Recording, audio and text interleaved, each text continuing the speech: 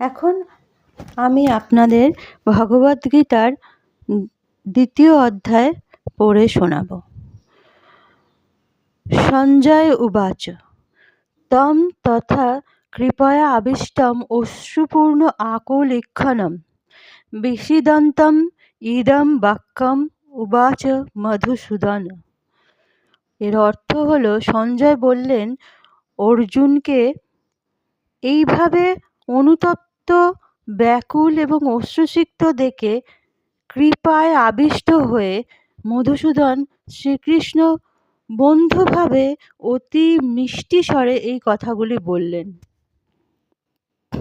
ভগবান উবাচ কুতঃ তা কস্মলম ইদম বিষমে সমুপস্থিতম অনার্যজুষ্টম ঐশ্বর্যম অকীর্তিকরম অর্জুন। ভগবান বললেন, প্রিয় অর্জুন, এই ঘোর সংকটময় যুদ্ধস্থলে যারা প্রকৃত জীবনের মূল্য বোঝে না, সেসব অনার্যের মতো শোকানল তোমার হৃদয়ে কিভাবে প্রজ্বলিত হলো? এই রকমের মনোভাব তোমাকে স্বর্গলোকে উন্নীত করবে না, পক্ষান্তরে তোমার সমস্ত যশরাশি বিনষ্ট হবে। ক্লৈব্যম মা স্মগম পার্থ ন এতত তয়ি উপপদ্যতে ক্ষুদ্রম হৃদয় দৌর্বল্যম ত্যক্তা উত্তিষ্ঠ পরম তপঃ।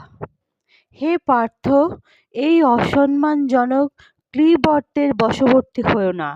এই ধরনের আচরণ তোমার পক্ষে অনুচিত। হে পরন্তপ, হৃদয়ের দুর্বলতা পরিত্যাগ করে উঠে দাঁড়াও। অর্জুন উবাচ কথম ভীষ্মম অহম সংখ্যে দ্রোণম চ মধুসূদন ইষুভি প্রতিযোৎস্যামি পূজা অহোরৌ অরিসূদন। অর্জুন বললেন, হে মধুসূদন, এই যুদ্ধক্ষেত্রে ভীষ্ম এবং দ্রোণের মতো পরম পূজনীয় ব্যক্তিদের কেমন করে আমি বাণের দ্বারা প্রতিদ্বন্দ্বিতা করব? গুরুন অহত্যা হি মহা অনুভাবন শ্রেয় ভোক্তুম ভৈক্ষম অপি ইহলোকে হত্যা অর্থ কামান তু গুরুণ ইহ এব ভুঞ্জ্য ভোগান রুধির প্রদিগ্ধান। এর অর্থ হলো, আমার মহানুভব শিক্ষা গুরুদের জীবন হানি করে এই জগৎ ভোগ করার থেকে বরং ভিক্ষা করে জীবন ধারণ করা ভালো। তারা জড়জাগতিক লোভার্থী হলেও আমার গুরুজন, তাদের হত্যা করা হলে যুদ্ধলব্ধ ভোগ যে রক্তমাখা হবে। ন চ এতত বিদ্মঃ করতত ন গরীয় যত বা জয়েম যদি বা ন জয়েষু জান এব হত্যা ন জিজি বিষামঃ তে অবস্থিতাঃ প্রমুখে ধার্তরাষ্ট্রা। তাদের জয় করা ভালো না তাদের দ্বারা পরাজিত হওয়া ভালো, তাও আমি বুঝতে পারছি না। এই রণাঙ্গনে আমাদের সামনে উপস্থিত হয়েছে ধৃতরাষ্ট্রের যে পুত্রেরা, তাদের হত্যা করা হলে আমাদের আর বেঁচে থাকতে ইচ্ছা করবে না।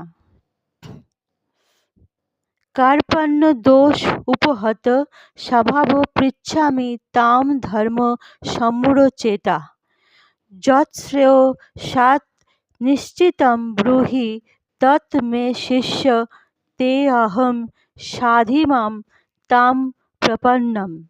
এর অর্থ হলো, কার্পণ্যজনিত দুঃখ দুর্বলতার প্রভাবে আমি এখন কিংকর্তব্য বিমূঢ় হয়েছি। আমার কর্তব্য সম্বন্ধে বিভ্রান্ত হয়ে আমি তোমাকে জিজ্ঞাসা করছি, এখন কি করা আমার পক্ষে শ্রেয়স্কর? এখন আমি তোমার শিষ্য, সর্বতোভাবে তোমার শরণাগত। দয়া করে তুমি আমাকে শিক্ষা দাও। আজ এই পর্যন্ত শোনালাম। পরবর্তী পর্বগুলি আমি পরের ভিডিওতে পড়ে শোনাবো।